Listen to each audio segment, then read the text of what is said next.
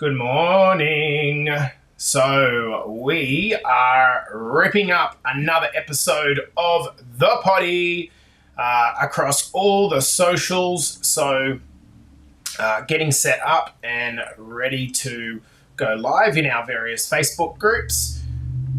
Okay, we are here and ready to rock and roll. So what's going on, guys? Good morning. Good morning. We are going to be starting this episode in 2 minutes. I hope you guys are having a beautiful start to the morning. This is going to be a very, very, very big, important podcast for so many people. I feel if you grasp what the podcast is about, and if you've got open ears and open eyes, and you're willing to perhaps embrace some things that maybe you haven't thought about before. So we're going to start this episode in 1 minute. If you're coming into the podcast, guys, let us know that you're here. We are going to be starting in just over a minute, and we're live across all the Facebooks, all the YouTubes. Hello, Lozzie. Good morning, buddy. I hope you're well. Trust you to be in here, Loz. Hello, Maxie. Hello, Jared. What's going on, brother? G'day, Troy. Hey, Troy. Mate, I know you're really, really busy, brother. I really want you to listen to this episode, Troy, because I think it will hit. It's an episode for a lot of people who are high achievers like you are, brother. Okay? So we're going to start this very shortly. Hello, Piercy. I hope you're well, buddy. Hello, Cesar. Beautiful girl. I hope you're well. Who we got in here? Hey, Tez. Hey, Kylie. Good morning, everyone. We're going to start in 30 seconds, guys, and get the countdown. Hello, Nicky boy. Thanks for coming in, Nick. Hopefully I can deliver some value, and looking forward to a catch-up tomorrow as well, Nicky. So we're going to be starting in a couple of moments, guys. A little bit of a drink, and I think we're good to go. All right, so we're going to bring in our Instagram audience and then rip straight into the podcast. All right, guys, let's go on the count of 5, 4, 3, 2, and 1. Welcome back to the Better Body Academy podcast. This is the podcast that you come to when you are sick of the dumb diets and unsustainable workout programs. Although on the podcast, we're typically talking a lot about mindset and the mindset that's associated with transformations. Today, I want to be describing the difference between abundance and scarcity mindset. I'm imagining this podcast is going to go for 20 to 25 minutes. And so if you can stick with me in this podcast, I feel like this is an episode that many, many people need to hear. And I'll give you the context of which I'm delivering this episode is that recently I discovered some of this creeping into my life. I have made a change as a consequence of it. So the mindsets that we're going to be talking about here, predominantly scarcity, these are things that can impact any one person. It doesn't matter how successful or how much you're winning. They can creep in the back door. So let's get stuck into the episode. For me, abundance versus scarcity, these are two opposing mindsets that ultimately determine your life. You know, thoughts fuck your emotions, and emotions in turn fuck your thoughts. And that's because you're in a scarcity mindset. I almost think of that situation where thinking becomes feeling and then feeling becomes thinking, almost as like shit going down a toilet, right? It starts here and then it starts spinning and going down and going down and going down, and it's a race to the bottom. Yet the opposite is true. If you can change your thoughts and you can change your emotions as a consequence of changing your thoughts, which then return changes your emotions and changes your thoughts, everyone's been caught for a period of time in that really uplifting part of their life where things are actually coming really, really good. It's almost like a bubble bath that's piling up and flowing over the edges. The problem is that so often we float into this scarcity mindset for very long periods of time. Everything just seems to be going wrong. I want to know in the comments whether you think that that's happening to you right now. Everything seems to be wrong, and we can't explain why it's wrong. we can't stop thinking about how shit everything is. The weather's shit, our job's shit, our partner's being a shit, the business is going shit, our industry's shit, our boss is shit. Everything seems clouded, and we seem to be unable to focus on the amazing things that are already happening in our life. You're typically in scarcity when you're really, really, really, really busy all the time, but not productive, and not working on the simple things which move the needle the most. Scarcity feels like nothing is changing in life and the world pretty much sucks. Scarcity feels like we're a victim in our own story and we can't escape it. When a person becomes aware of their own scarcity mindset, that's when they have an opportunity to do something about it.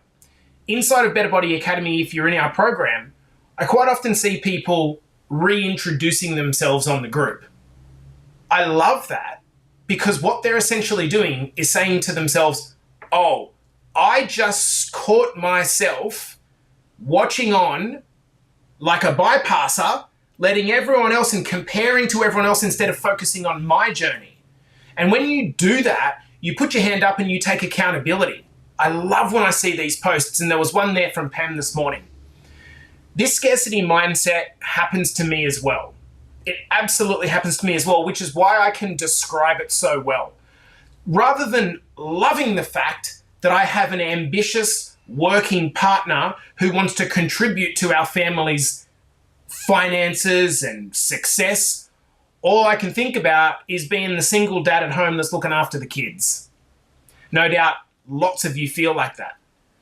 Rather than thinking about the fact that I wanted kids for over a decade and I was so sad that I didn't have kids and I have the best little beauties on the earth, I think about how much time I don't have to work and how I just can't wait to get them to sleep. And rather than think about the thousands of lives that we've changed inside our academy and the amazing, fulfilling feeling that that gives me, I get caught up in the client that has got stuck in their own victimhood and blames me for their shit. Instead of focusing on these people that are so grateful and so happy. And it's crazy. One of my mentors pointed out to me that humans are the only animals on the planet that are completely disorientated in their own environment. You go down to a local lake or pond, or you're in Australia and you're watching the pelicans and they have an argument, the birds have a fight, and then they flap their wings and let go of the energy, and then they swim away and it's over, right? And that's every animal in the animal kingdom. They don't hold grudges. Yet we as humans have this ability to stay in this like endless fucking doom loop, continuing to re-spark the same circuits over and over again, constantly wrestling with ourselves. So what about you? If you're listening to this podcast or watching live, I bet scarcity creeps into your life right when the pressure is on. In fact, I reckon as a guess, of course this is just purely guessing, I reckon as a guess, 50% of the people that listen to this episode are in scarcity right now. And it's crazy because you become the product of the shit that's going on inside your head. And we're completely unconscious of the scarcity that we're in. And when you understand how easy it is to flip into this scarcity, and then you pull yourself out of it, when you have this awareness, you can see how many people in the world are just plagued by this mindset, which is, I'm my own worst enemy. So how do you know when you're in scarcity? How do you know this? It's when I'm always talking on the podcast about being trapped in a story. When you're trapped in a story. And in my life, one of the victim stories that I tend to talk about a lot, realizing my own scarcity, is the fact that I don't like living in Vancouver. It's just not my place.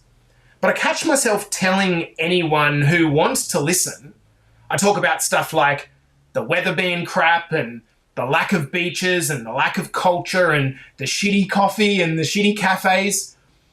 But in itself, and I want you to think of this in the lens of the shit that you talk about all the time, how would it be possible for you to focus on creating the life you want if what you're putting out into the universe, what you're spreading, and the mindset that you're operating in is one of shitness and shit talk? The thing is, I don't even notice that I'm doing it until I notice, or until someone calls me out on it, until I become conscious of it. Now, what's the fucking relevance of this to you in a fitness journey? Like, if you're just joining the podcast, like, why would you even care? What's going on here? What's the relevance of this in a fitness podcast? Let me ask you a question. When you originally put on weight, started gaining weight, started getting out of the shape, was it just because you liked to be a lazy fuck? Was that it? Was it just like, oh, you know what, I'm going to get lazy. That's how I look. I feel better when I'm lazy. Or was it because you were struggling with the things in your life, trying to fit in all of your priorities, and struggling with the emotional toll of doing that? And this emotional toll led to you developing some habits which led to weight gain. In other words, the cause of the weight problems or diseases like obesity and heart attack and diabetes, in my opinion, it's not bad eating. Bad eating and kind of inactivity is a symptom. What the cause of these conditions are, obesity, diabetes, heart attack, the cause of these conditions is a shitty scarcity mindset. The mindset which causes these behaviors. What also this means is that fixing the mindset will fix the weight. Does this make sense? This is why you cannot have a change program that only prescribes calories. It's not going to change anything because it's far more about the mindset than it is what to do. Does this make sense? But check out what happens to most people on a fitness journey. And again, I'd love you to think about this in the context of what you're doing at the moment. Firstly, if you're new to Better Body Academy, have you started out with a scarcity mindset to start? Like, I hope this works, but it probably won't. I usually fail at these things, and this is just another thing. Because if that's what your belief is, what chance have you actually got of being successful? This is why some of the greatest clients that I've ever worked with are people that have come from referrals from other friends, because of the fact that they inherently trusted the process straight away. They didn't have to be sold to trust their coach. They just did it because they knew the process worked. And then people come in and they desperately want to cut corners. They want to cut corners because they are in desperation, in a scarcity mindset to lose the weight as quickly as possible. I need to get this weight off as quickly as possible. They need very short-term results to try to alleviate the fact that they've got no self-belief. Do you feel that? If you feel that, I want you to notice that in yourself, because this is a mindset that you can change. This leads to the scarcity mindset of weight loss for weight loss's sake, where the only valuable metric that you've actually got is the scales. Instead of the abundance mindset of, I'm going to change my life here. I'm going to change my lifestyle. When you think about changing your life and your lifestyle, you look at things completely differently.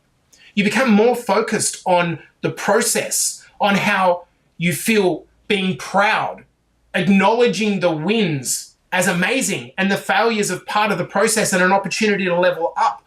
I'm always talking about escaping your story. Specifically, what I mean is the scarcity story. The story of, I'm not good enough. I don't deserve this. I can't do this. I'm not doing enough. I'm feeling not enough. It's just a downward loop of shit that just continues. How are you meant to live the life of your dreams, assuming that part of why you want to lose weight is so that you can live a better life? How are you to live the life of your dreams while telling yourself you're a piece of shit for not hitting your 10,000 steps? How is that going to be possible? If you keep repeating to yourself, I'm a piece of shit because I'm not hitting my 10,000 steps.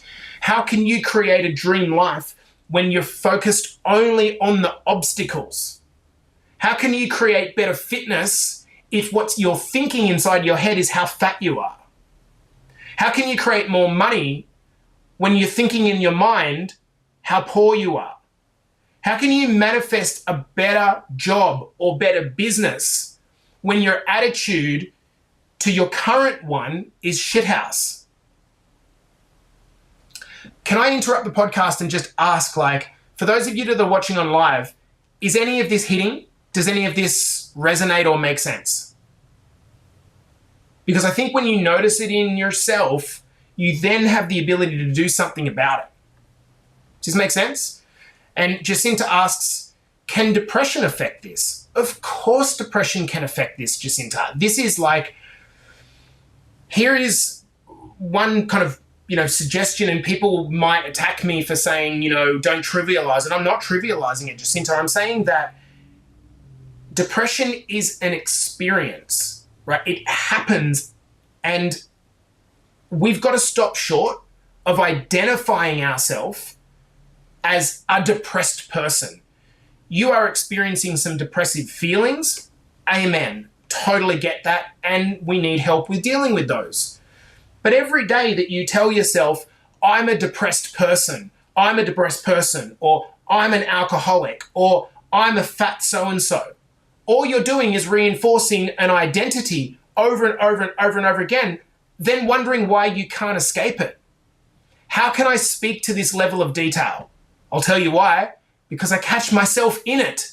That's how I know. And that's why I'm passionately showing up today and hope so many people listen to this podcast, because I know that the moment you become aware of it is when you can kick your ass into gear again. And the thought that I have all the time is, fuck, I did it again. I fell into scarcity. And why did I fall into scarcity? Because I stopped working on my mindset.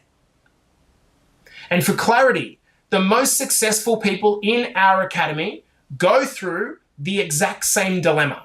Everyone goes through it. No one is immune to feeling periods of scarcity. Okay, so there's nothing wrong with you if you have these thoughts. What we've got to be able to do is catch the thoughts. I'm going to guarantee you there are moments that Nick Friend and Terry and Xanth and Lauren have felt scarcity creeping in. But the great thing that they're able to do is it might take 2 days, 2 weeks, 2 months. They will catch it and go, oh, fuck, my thoughts are determining what's happening to me here in my life. In fact, Xanth, I'll call you out, showed up to the coaching call last week, and yesterday, and took accountability for the fact that her external environment had started to dictate how she was thinking. Showing up to the coaching call in the middle of her day was the start point to her turning that around and taking accountability. So well done, Xanth. The difference between you becoming a long-term success or a failure in whatever you do is your ability to become aware of when you're blaming the world for your problems. More specifically, letting the external environment determine what's going on inside your head. Letting the world problems become your problems. And it's a really hard mindset, but the best thing you can possibly do in your life is take responsibility for everything, even the things that are not your fault.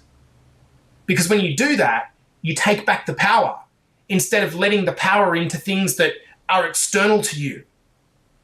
So you don't anymore feel like this pawn in the game. Here's the thing about scarcity. It sneaks in, it creeps in the back door if you're not alert, and it will bring you down to its level.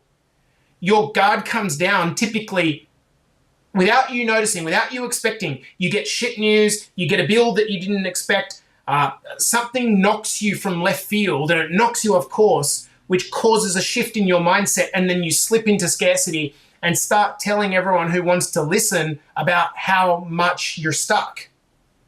Again, I can only speak to this so clearly that I know it. And the most successful people in this academy, like Xanth, right now, are going to say, I do that. And the greater you can become at catching yourself in the moment, the immediate moment that you catch yourself is when you break the pattern. When you're going through a lot of shit in your life, most of us have a tendency to hide away and keep it to ourselves. This is really important what I'm going to talk to you about here. We don't want to bother the other people in our life with our shit. That sounds like a good thing, right? We don't want to bother the other people with our shit. That sounds good. It sounds like you're trying to stay away from negativity. But then what we end up doing, again, I know this because I do it, what we end up doing is staying in our own heads and repeating the negative thoughts that we typically say out loud to ourselves.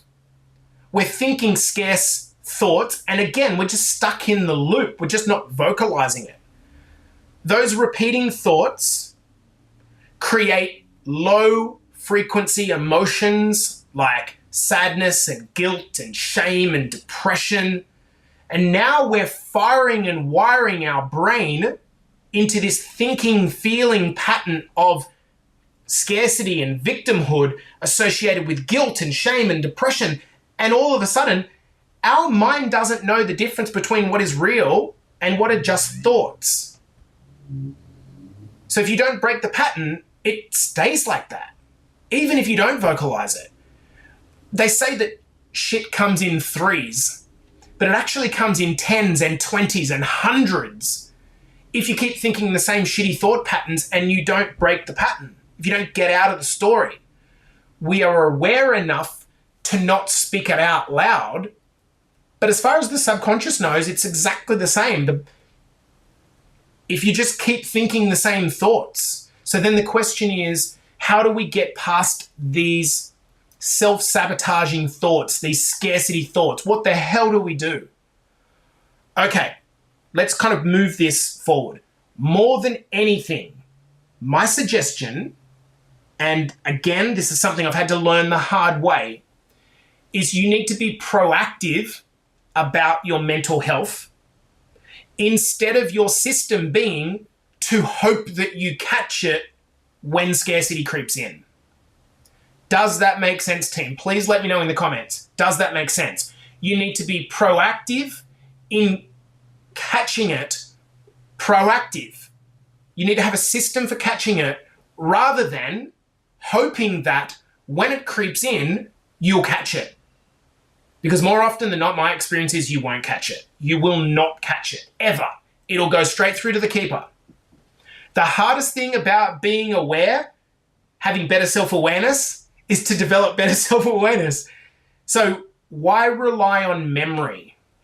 Instead, now, this is where a lot of you guys will switch off and say, I've got no time for that. But when you think about how important this is in the context of your life, could you set an alarm on your phone for first thing in the morning or at midday at your lunch break or when you go to bed, wherever it suits you, to spend just 5 or 10 minutes? I'm not talking about a monk that goes and does a 15-hour meditation. I'm talking about having a frame of which you just scan your mind, scan your day, scan your thoughts to look for the scarcity mindset. Because the moment you become aware of it, you step out of the pattern. Does this make sense? The moment you become aware of it, you become conscious. That's the goal. I've got a book recommendation for those of you that are watching on live. If you're listening on the audio, you won't be able to do anything about it, okay? This is the book recommendation that I would have. It's, in my opinion, overtaken Atomic Habits as the book that you should read, okay? It's called Breaking the Habit of Being Yourself. This is one of Dr. Joe Dispenza's first books, okay? It's way simpler than a lot of the other books, but screenshot this right now on your phone if you're watching on your phone and go and get this book. The reason I like this book is because it's really hard to apply new habits in your life like Atomic Habits teaches. It's pretty hard if you're in a really shitty headspace and if you're caught in the habit of being yourself and you can't escape the habit of being yourself. So how do you create better habits in your life if you can't escape the habit of shitty thinking? So the goal is to work on yourself proactively. It does not mean you need to do a 7-hour meditation. No one's got time for that. But you got to make time for the most important thing that's going to shape your entire life. That's 5 to 10 minutes of just being still and asking yourself a couple of questions about where you're at. And then, so what do you do from there? Well, some practical tips. Firstly, understand how you show up matters. There are so many people that, and look, I'm going to cop some shit for this, but there are so many people that fight for their right to be sad. You know them. You might be one. They want to just fight you for the right to be sad. I'm going to be sad and fuck you. Like, okay, I get it. Shit is going to happen to you and me that we can't do anything about. I'm not immune to that. But your attitude matters. And the 3 aspects of your attitude is what you focus on, what you speak about, and how you hold yourself, the physical state you're in. So, as an example, when you are in Better Body Academy and you post into our group about the struggle or the rut that you're in, good, because you got out of your stuckness, okay? Good start. But what's your intention? Is the intention to get people to feel sorry for you and endorse your scarcity mindset? I think it's really good to get out of your head. This is what having a great community, like I know you guys know we do. We have a great, vulnerable community. Get out of your head, get it onto paper, so to speak. But what's the goal of doing that? Is it to get people to feel sorry for you or endorse your scarcity? Like, we're genuinely sorry for each other. We have compassion. That's a normal human emotion. But if it's just going to propagate your scarcity, then it's for the wrong reasons. If you're putting to the group, hey, I'm struggling, and you're doing this to take accountability and signal your intention and your determination to get back on track and to follow through, that is a great intention to do it for. Dump, dump, dump, and then take accountability. Are you focus, language, physical state? Are you showing up to the coaching calls with energy? Coaching calls, how do you show up to them? What's your state like?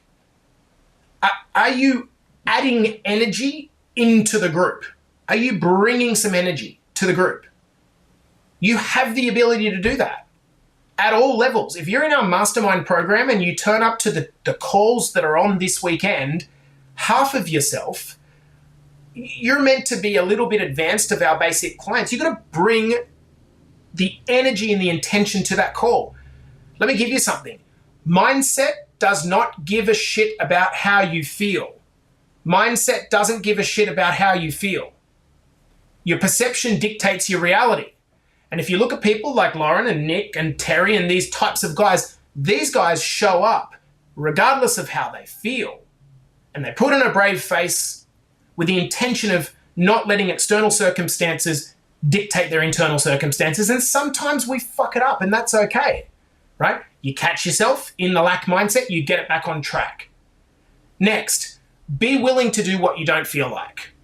Rather than running from the hard stuff when you're in a scarcity mindset, rather than turning away and saying, I don't have 5 minutes to work on my mindset, to do a mindset scan, to ask myself some questions, fucking do the hard work and get what most people don't get. You can change your mindset. Absolutely you can. It's called a mindset because you're choosing what to set your mind to. having that little bit of discipline gives you freedom. Getting out of bed early because to listen to a podcast gives you freedom. This creates abundance in your life. But the problem is, as we bring this to a close, guys, is that scarcity is all around us. Everywhere you turn, people are complaining about their shit. Just think about what you're walking into today. Think about what you're walking into today. My bet is that you're walking into a probable shit fight because the scarcity is all around us. You need to be the person in your life that says, not for me, thanks. I don't buy into that shit. I turn the news off. I really try not to get involved with gossip. I don't care about what my mum says about my fucking career choice. If you want to step into your power, you need to be willing to push the shit away and the people that don't serve you. And I know that all of you have those negative people in your lives that bring you down and endorse your victimhood and create more scarcity around you. You need to be the person that is willing to push that away and take responsibility for their own abundance in their life. Now, you know the coolest thing in the world as we bring this to a close is when you have people in your circle that are willing to call you out when you're slipping. That is the most wonderful, wonderful thing in the world.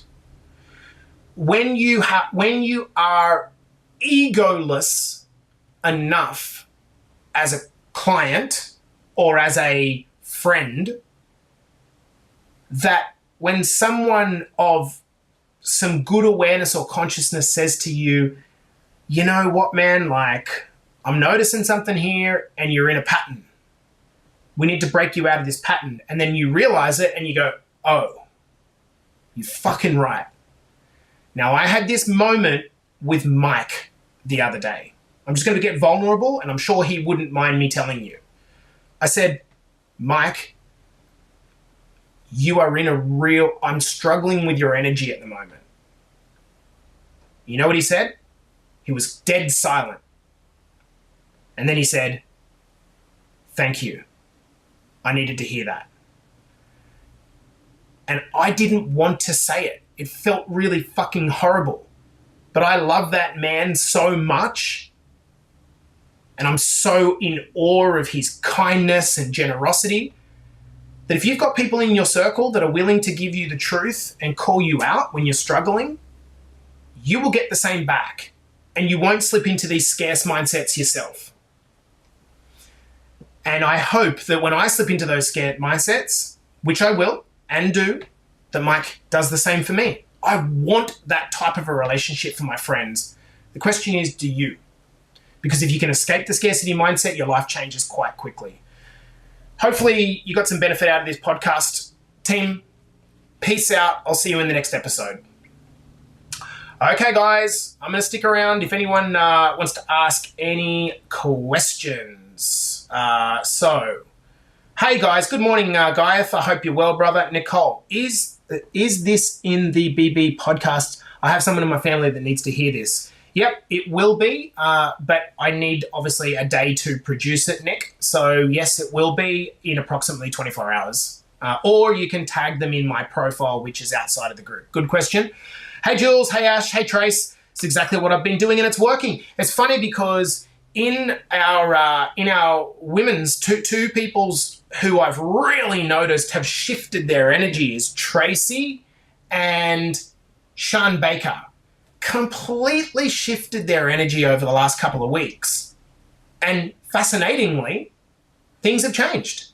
Guys, it's hard to do. It's fucking hard to do. It's real hard to do. But if you can do it, my gosh, you're going to experience some change in your life. Hey, Kyles, I hope that was helpful.